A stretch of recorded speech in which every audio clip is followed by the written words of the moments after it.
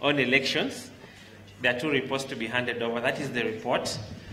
It was during the launch of the handbook on election disputes where the Chief Justice took political parties and politicians head-on, asking them to put their houses in order before they burden the judiciary with disputes that can be avoided. Through ADR or whatever mechanisms they are going to deal with, because these disputes are going to destroy the institution of the judiciary.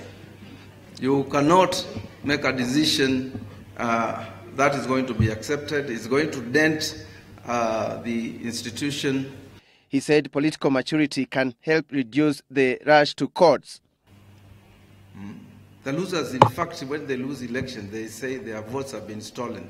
How do you expect the court to basically convince the loser that there was justice? The function began with reflections on how the judiciary has performed in handling election petitions emanating from the March 4th general election. The High Court and the subordinate courts have successfully dealt with all the 188 petitions that were filed after the general elections. The only issue which probably the members of the bar and I think the members of the public may have had reservations is the manner in which the Supreme Court handled the presidential election petition. Although I know there was time constraint, which is again imposed by the Constitution. The IEBC's sticking point was the impact of what it termed as late and confusing injunctions on elections.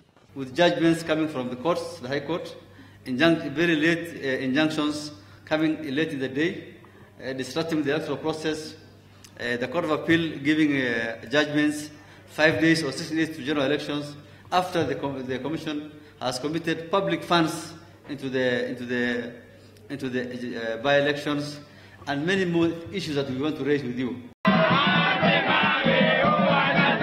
In a span of a week, 3 by-elections have been halted by appellate judges. First, the Lamu gubernatorial by-election that never was, after the Court of Appeal reinstated Isa Timami of UDF. The by-election was to take place this Monday.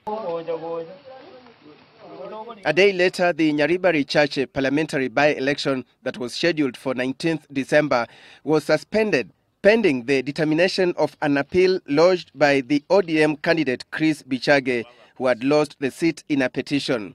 The third one was Lunga Lunga parliamentary by-election following the reinstatement of Khatib Mwashetani of Ford Kenya as the area MP. In Nyaribari Chache, voters and candidates are confused. For how long are we going to wait to be allowed to carry out our election? They do not know whether to proceed with campaigns and at what cost, as the ruling on the pending appeal is scheduled for 9th December. And now we are wondering whether we are still aspirants or not, but we are there confused.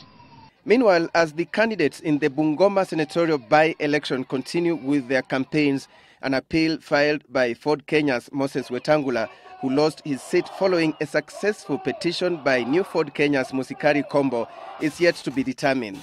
The hearing begins on Wednesday next week. Alex Chamwada for Citizen Weekend.